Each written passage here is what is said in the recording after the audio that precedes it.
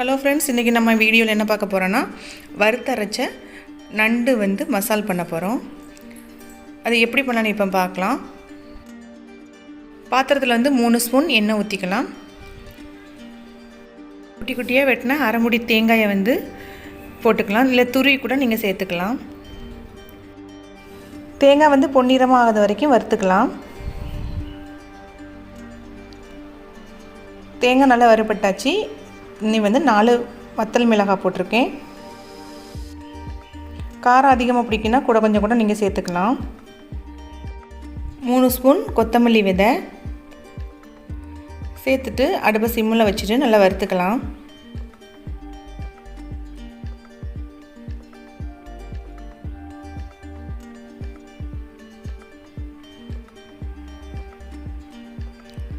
ஒரு ஸ்பூன் நல்ல மிளகு,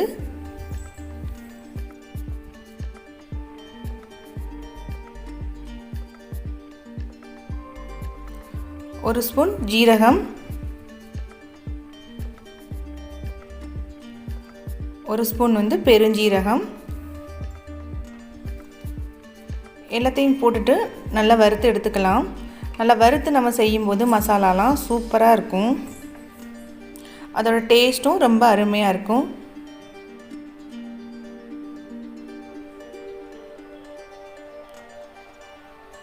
பூண்டு,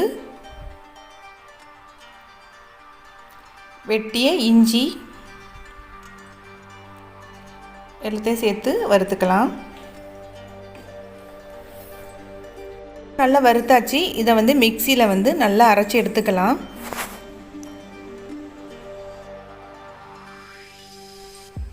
இனி கடாயில் 3 ஸ்பூன் எண்ணெய் ஊற்றிக்கலாம். 2 பெரிய வெங்காயம் வெட்டி வச்சுருக்கேன் குட்டி குட்டியாக, அதையும் சேர்த்துக்கலாம்.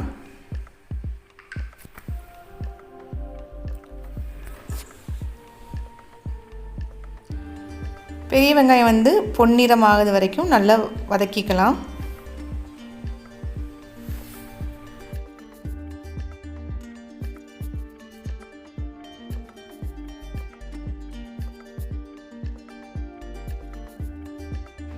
வெங்காயம் பொன்னிறமாக ஆயாச்சு. இனி 100 கிராம் தக்காளி குட்டி குட்டியாக வெட்டி வச்சுருக்கேன், அதையும் சேர்த்துக்கலாம்.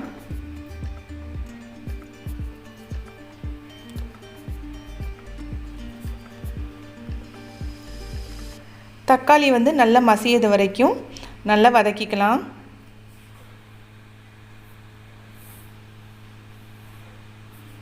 தக்காளி வெங்காயம் எல்லாமே நல்லா வதக்கியாச்சு.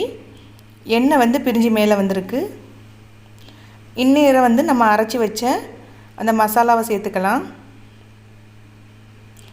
சேர்த்துட்டு நல்லா மிக்ஸ் பண்ணிக்கலாம்.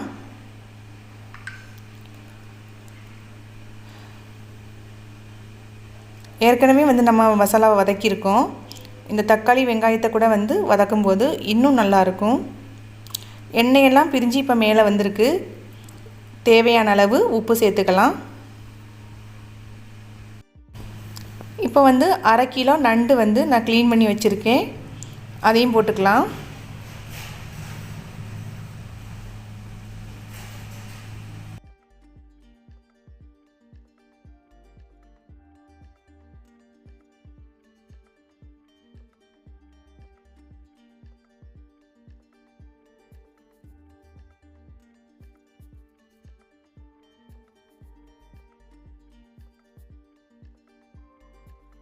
நண்டு வேகிற அளவுக்கு தேவையான தண்ணி ஊற்றிக்கலாம்.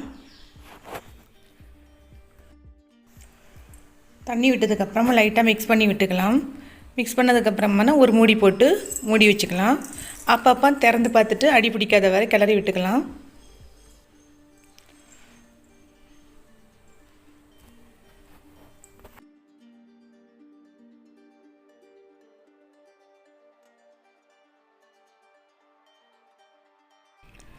இனி ஒரு 5 நிமிஷம் ஒரு மூடி போட்டு அடுப்பை சிம்மில் வச்சுட்டு நல்லா கொதிக்க விட்டு இறக்கணும்னு நண்டு மசாலா ரெடி ஆயாச்சு. இப்போ எண்ணெயெல்லாம் மேலே பிரிஞ்சு வந்துருக்கு. அடுப்பை ஆஃப் பண்ணிடலாம். இது ரொம்ப டேஸ்டியாக இருக்கும். குக்கரில் வைக்கிறதா இருந்தீங்கன்னா நீங்கள் ஒரு விசில் விட்டு இறக்கிடலாம்.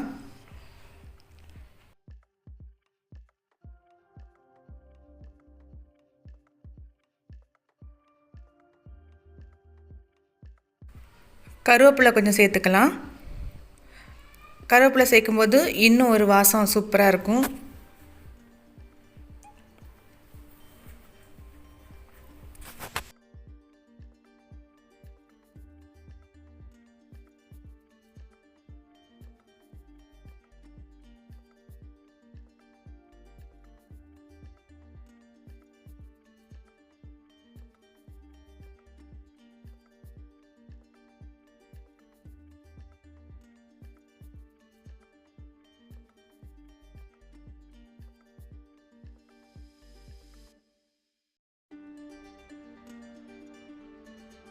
கடைசியாக ஒரு ஸ்பூன் வந்து மிளகுத்தூள் ஆட் பண்ணியிருக்கேன்.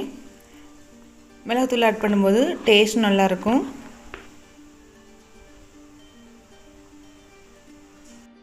அவ்வளோதாங்க. இனி இப்போ வந்து நமக்கு நண்டு மசாலா வந்து ரெடி ஆயாச்சு. நீங்களும் வீட்டில் செஞ்சு பார்க்கணுன்னு நினைக்கிறேன். Thanks for